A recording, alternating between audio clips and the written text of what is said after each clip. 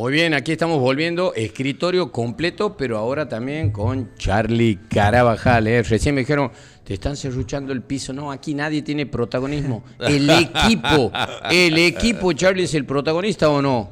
Al final, ¿cómo se construye la comunicación? Con un equipo. Esto es la Editorial Stream, un equipo. Lo que toca circunstancialmente estar en el medio, al costado, esto es circunstancia nada más, son lugares, nada más. El equipo es protagonista para darle a usted la mejor comunicación, información, actualidad, entretenimiento, todo lo que podemos hacer aquí nosotros con mucha seriedad. ¿No es así, señor Augusto? Sí, total. Bueno, chicos, 11, 14, 17 grados en estos momentos en la capital de la Madre Ciudades y nosotros nos vamos a ir al living porque tenemos ahí a Milena Gadán con un invitado, obviamente, que tiene que ver con el tema de la salud y vamos a pasar ahí con una escena que ha preparado, creo, o es para el regreso, bueno, no importa. Bueno, no, para el regreso, ya la preparó Carmen, así que le damos paso a nuestra compañera Milena Gadán en el living de la Editorial Stream con su invitado, que ya lo presenta. Bueno, vamos por segundo día consecutivo, Raki, en el living de Editorial Stream. Y el día de hoy con una eminencia santiagueña, porque aquí no hay diferencia de edades, no hay diferencia de profesiones, el espacio está abierto a todos los profesionales de todas las índoles. Y hoy con el doctor Franklin Moyano, matrícula profesional 1995, número espectacular, hablábamos de empezar. Para jugarle la tómbola. El lindo número para la tómbola, doc. Muchas gracias por invitarme, la verdad, asombrado por la estructura del stream, la verdad que, bueno, está muy bueno que en Santiago haya estos medios así con tanta fuerza ya trabajando bien con la información. Exactamente, y sobre todo en época de crisis que muchas veces vamos desligándonos de responsabilidades como el cuidado personal por tener un cuidado quizá económico que sí o sí va aparejado. Vos sabés que cuando lo que vos dices es muy interesante, la otra vez buscaba, bueno, uno sube cosas en las redes, y una vez buscaba estadísticas de por qué las mujeres no hacen sus controles. Y hay una estadística muy importante de un hospital de Buenos Aires que la mayoría de mujeres lo hacen por situación económica y por dedicarse a la familia. Entonces tenemos ahí una situación social que es lo que vos hablas. La gente va postergando su salud por otras situaciones consideradas prioritarias. Ocuparse de los hijos, de la familia, de la casa y de otras situaciones y no del propio cuerpo, que es lo más caro, porque luego la enfermedad es más cara que todo lo que has logrado ahorrarte en el tiempo. Bueno, muchas veces esta postergación ya se ha vuelto quizá en un discurso como cultural.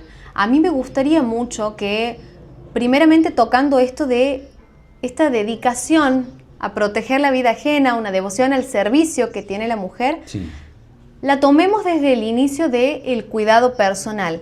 ¿Cuándo es que las mujeres tienen que comenzar a asistir a un ginecólogo? Mira, en general es una pregunta muy común. Muchas madres te preguntan, sobre todo en la menarca, decir en la primera menstruación, mujer, ¿la llevo ya, doctor? Porque siguen con el concepto de menstruación y enfermedad, porque antes gente decía, se me ha enfermado mi hija, decían. Y se me ha enfermado mi hija era que tenía su primera menstruación, que es la menarca. Siempre le indicamos que no, salvo que tengan alguna duda y que quieren que el médico sepa explicar, porque por ahí las madres no saben cómo explicar una cosa que es totalmente natural. Bueno, sería necesario, pero en general nosotros aconsejamos, salvo que no haya ningún problema de orden ginecológico, sí hablar. Cuando se quiere tener la primera asesoría en anticoncepción, cuando presenta alguna patología o después de los 20 años, en toda mujer que sea sexualmente activa, sí ya empezar a hacer un control ginecológico anual. Bien, doctor, leía algunas estadísticas y Latinoamérica en general tiene un inconveniente con justamente, por ejemplo, el Papa Nicolau. Muy pocas mujeres después de su primer encuentro sexual asisten a hacerse este estudio. Sí, no, en realidad no hablamos del primer encuentro, sino hablamos de cuando tenga una actividad sexual regular. Es decir, si bien un primer encuentro sexual puede traer acarreado algunas complicaciones, como es por ejemplo una infección de transmisión sexual, y siempre hay que diferenciarla de enfermedades que estamos más acostumbrados, porque la enfermedad es cuando tienes el síntoma, la infección es cuando tienes el agente. Entonces ese es el otro gran inconveniente con esto, que hay que machacar actualmente en la sociedad, que la infección es muy común. Tenemos un aumento, para que la gente sepa, del 70% de aumento de enfermedad de transmisión. Pero hemos logrado bajar el 40% de los embarazos. Entonces, esta baja de embarazos viene por una muy buena campaña de anticoncepción y también por la ley del aborto, que también vamos a hablar de la seguridad o no. Hemos tenido una chica fallecida hace unos días que no sabemos todavía cuál es la causa, pero no hacemos hincapié en el riesgo de infecciones. Y la infección es lo que más nos está empezando a preocupar a los ginecólogos, porque estamos viendo muchas infecciones ya establecidas en mujeres, que la pesquisamos más fácilmente en mujeres embarazadas, porque se hace la pesquisa de enfermedades. Pero hay una buena noticia. Hemos notado, y particularmente noto, y hablando con otros colegas, notan también que las mujeres más jóvenes empiezan a ir espontáneamente a decir: doctor, nunca me he hecho un control, quiero hacerme un control. Como que ya esto que estás haciendo vos, de transmitir la importancia en las redes, de hacer el control de su salud, se transformó en algo importante.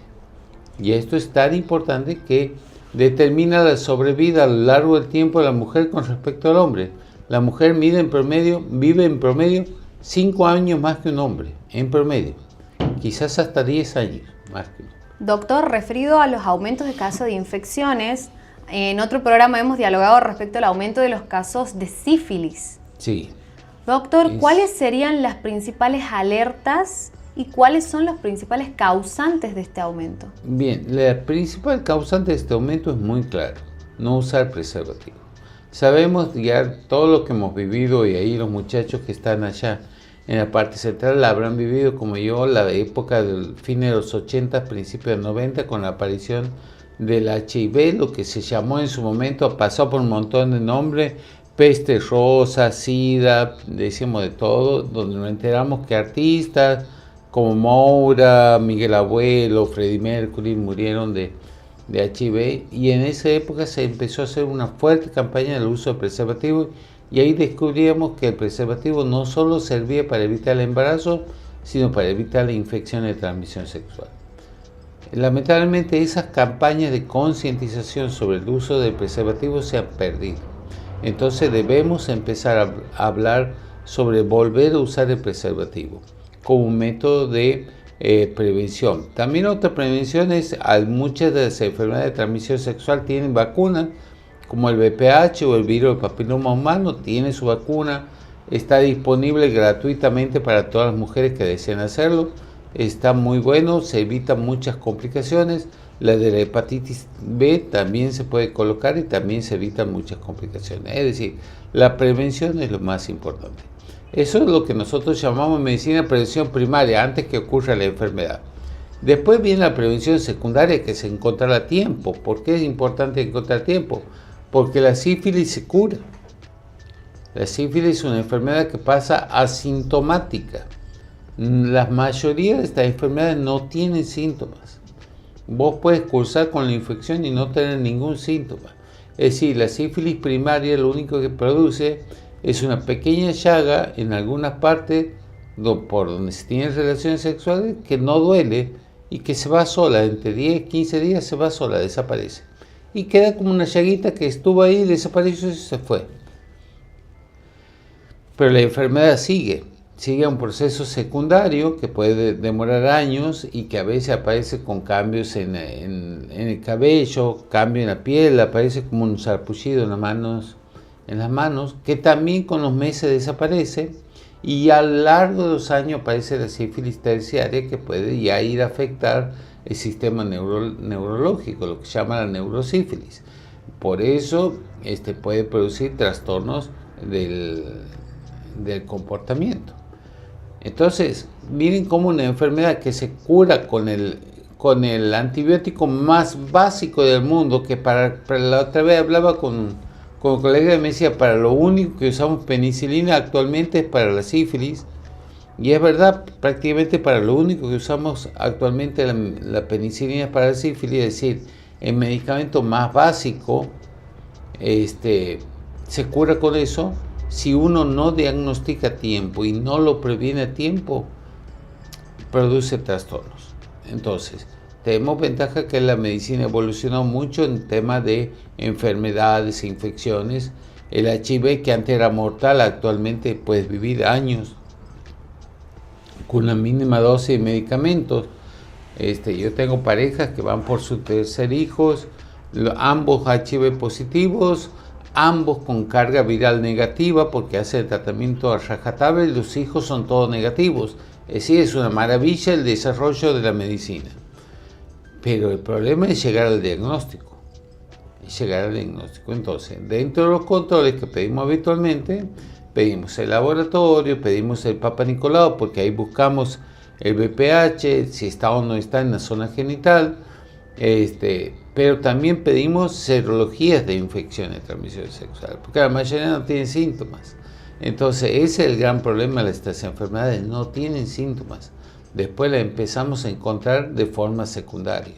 Algunas pueden dar en la mujer o en el hombre algún síntoma, como es la gonorrea, por ejemplo, o las infecciones por parásitos, como la tricomona, que pueden dar en la mujer un flujo vaginal un poco raro, o en el hombre alguna secreción por uretra también raro, en el caso del gonococo, pero en general son asintomáticos.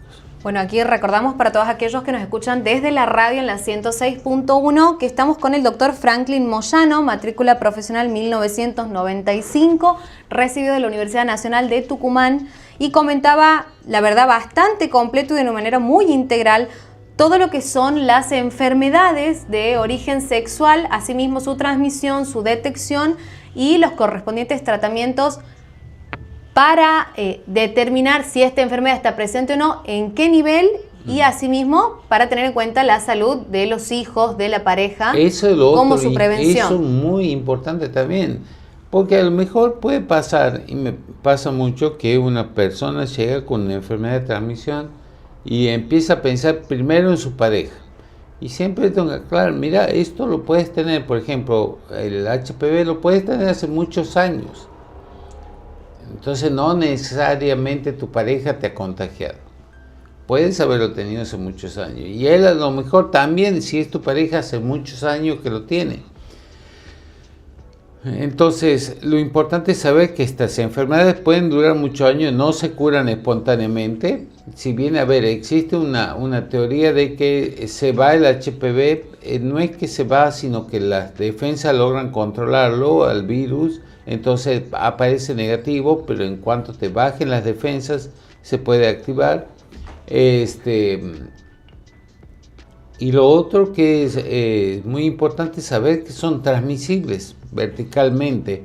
Cuando hablamos de verticalidad es que lo podemos transmitir a los hijos por vía materna, de la madre al hijo. Entonces, el control es fundamental.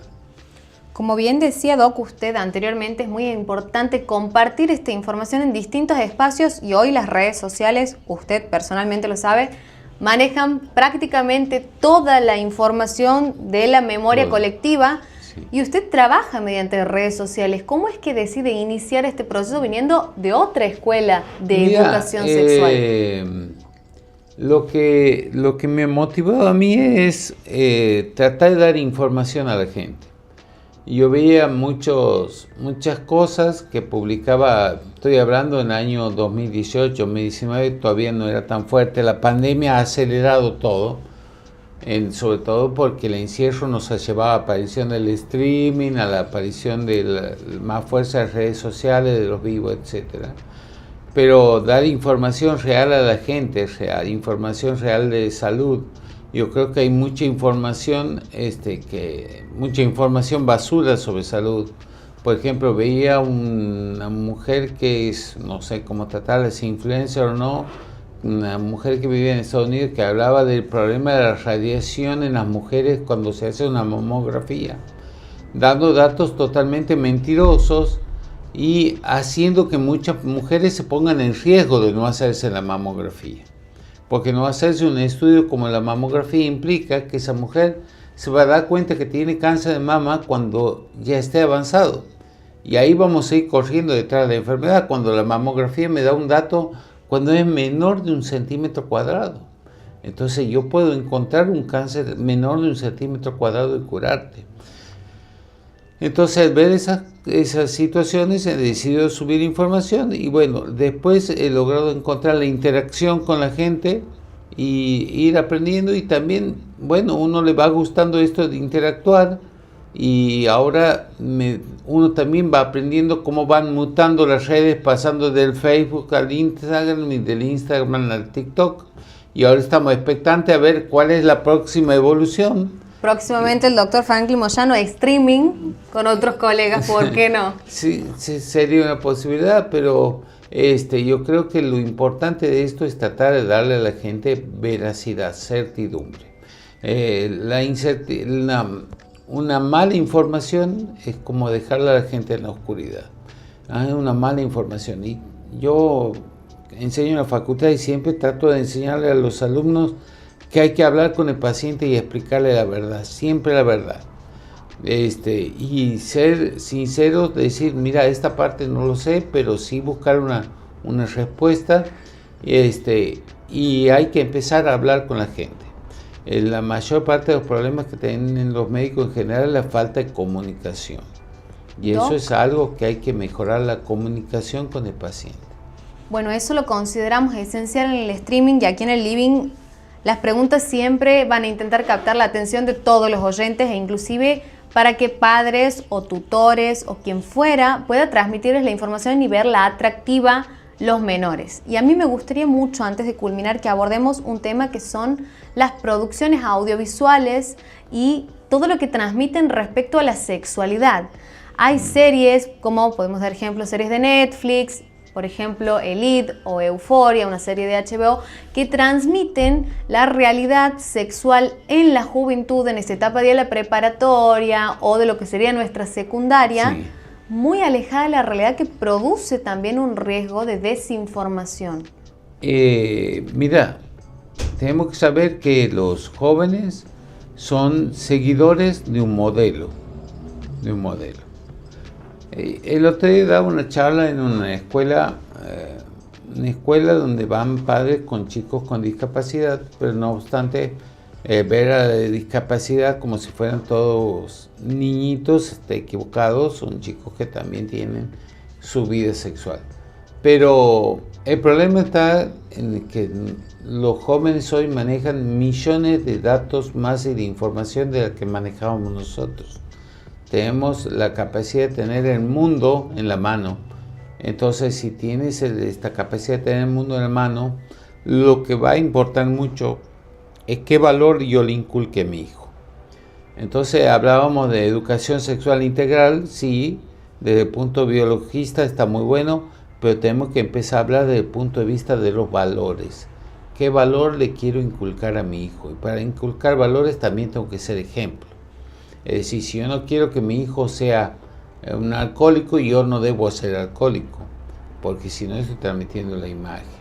Entonces, empezar los padres a hablar, no dejar que el internet hable por los padres, sino los padres a hablar y explicarle a los chicos que esto que se ven en las series, en las redes, es nada más que fantasía, que la realidad de la vida es otra, que la realidad de la vida es mucho más dura y que lo que hay que construir en los jóvenes hoy en día es retomar la capacidad de tener un sueño, de decir qué quiero ser, a dónde quiero ir, a dónde me veo en 10 años, en 5 años, porque eso es lo que han perdido los chicos. Vos hablas ahora con los jóvenes que están pronto a salir de la universidad y dice, ¿qué vas a estudiar? No, todavía no sé, y vos dices, bueno, tienes que empezar a pensar cuál va a ser tu futuro, porque también es una prolongación de la adolescencia y uno ve que la adolescencia, incluso en jóvenes ya adultos,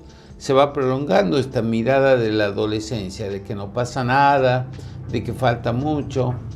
Respuesta tales como para hacer plata no hace falta trabajar, Es una respuesta muy común en los adolescentes que no surge de otra cosa que de las redes. Y ahí volvemos a lo que te hablaba, de quiénes vamos a dar certidumbre sobre la realidad de esto. Porque todos los que trabajamos sabemos que es imposible tener plata sin trabajar. La única forma de tener plata sin trabajar es que hagas algo malo o que tengas un muy buen golpe de suerte, que es como esperar el milagro.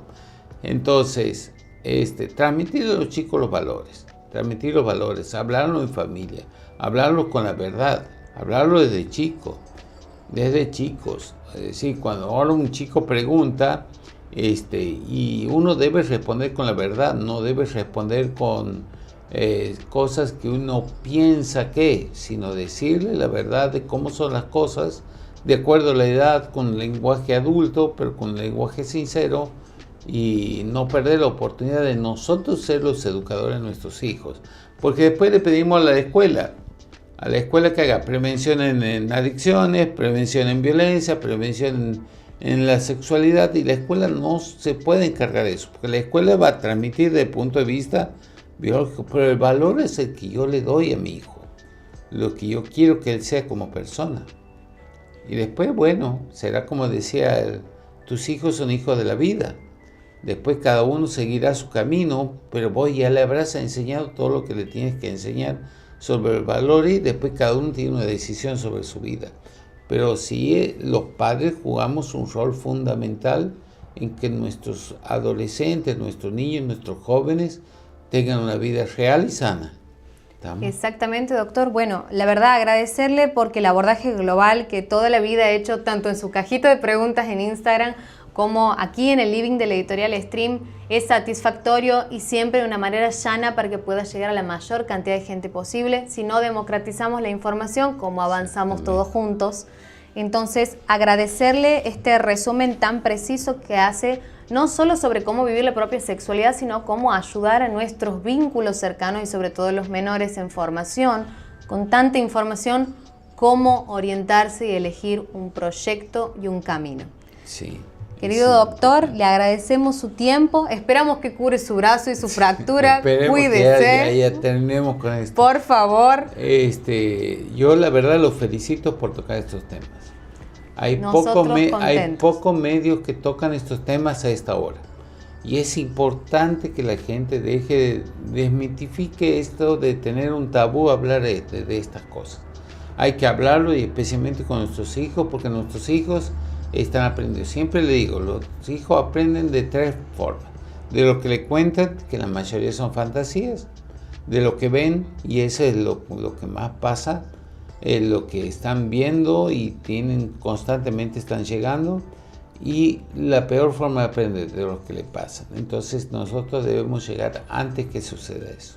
Exactamente. Bueno, doctor, muchísimas gracias por acompañarnos el día de hoy. Un placer enorme estar con usted. Vamos a retomar al estudio central, esa mesa tan bien conformada que tenemos aquí en Editorial Stream, agradeciendo y recordándole a la gente que puede volver a ver y escuchar esta entrevista en nuestro canal de YouTube, porque hemos estado con el fabuloso doctor Franklin Moyano, matrícula profesional 1995. Vamos a retomar esta mesa maravillosa antes de que llegue el mediodía. Muy bien, bueno, muchas gracias Milena, muchas gracias al doctor, por supuesto, también por compartir con nosotros todo su conocimiento y bajarlo al llano para que la gente escuche y hablar de estos temas a cualquier hora. Siempre es importante aprender, conocer y entender que un profesional que te está diciendo una cosa, te le está diciendo con certeza porque la aprendió antes. Muy totalmente, bien. ¿no? Info importante, y aparte que interesante esta pregunta, ¿no?, de Milena acerca de el rol de los médicos hoy, ¿no?, junto con la tecnología,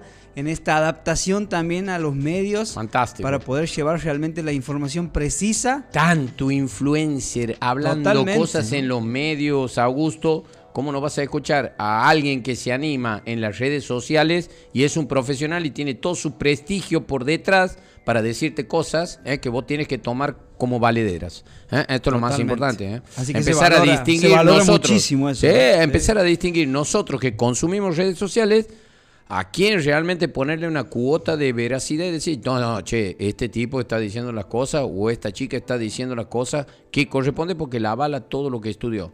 Esto, Sí, esto es lo más totalmente. importante.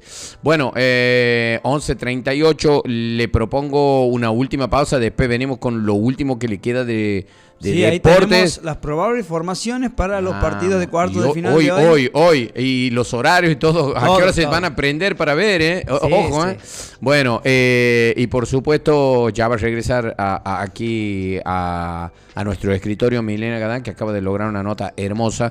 Estoy súper contento, el equipo a full trabajando en la editorial de Stream, y creo que ustedes ya están viendo los resultados. En breve volvemos.